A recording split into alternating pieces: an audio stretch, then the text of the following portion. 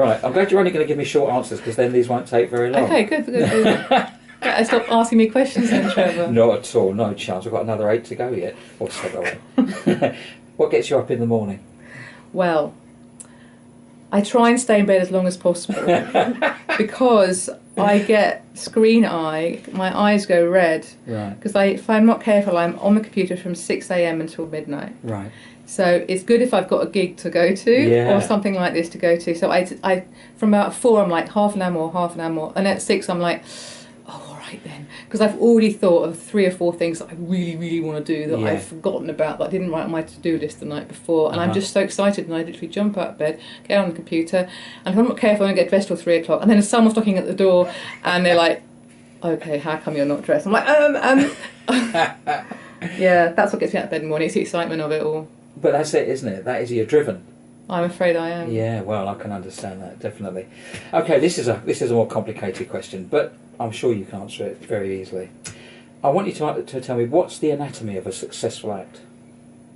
In other words, what do they have to bring to the table? You wanted a short answer, did you? Right. Well, yeah. Okay, it does boil down, from my point of view, and I think there's different markets, different elements, but from what I've noticed, the artist needs to be relatively open-minded to listen to the ideas of other people whilst retaining their authenticity.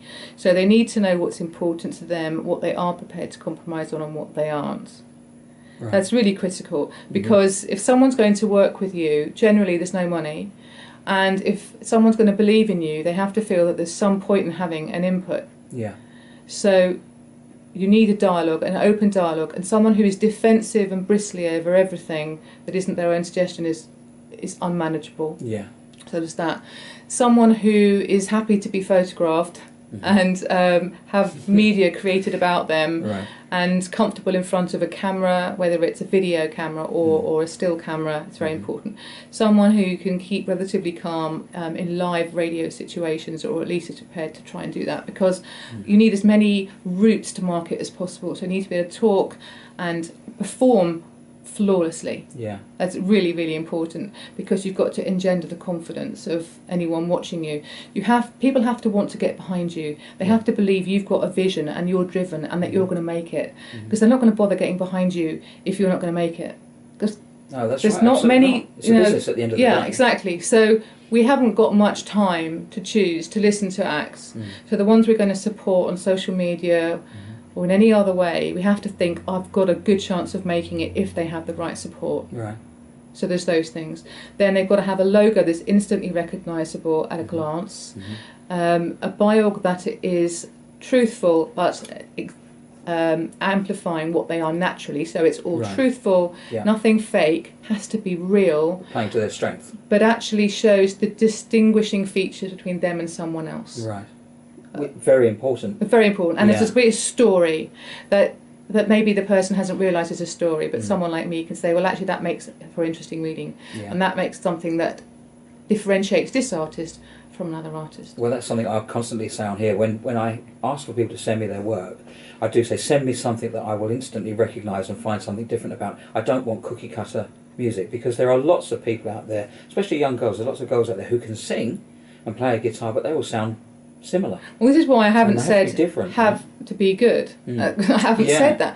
You see, it goes without saying, a person has to be able to sing in tune, consistently live, that they are open to suggestion with production, because I'm executive producer for the label, so Lauren has all the ideas and everything, and I'll come and say which ones I want to go with, or I might let her go right to the end and say, well done, that's fantastic, I can't add anything to that. Right. But so the music has to be original, non-derivative, and ideally something that is very distinguishable for that person. So if they got all that, then hey, can't get in contact.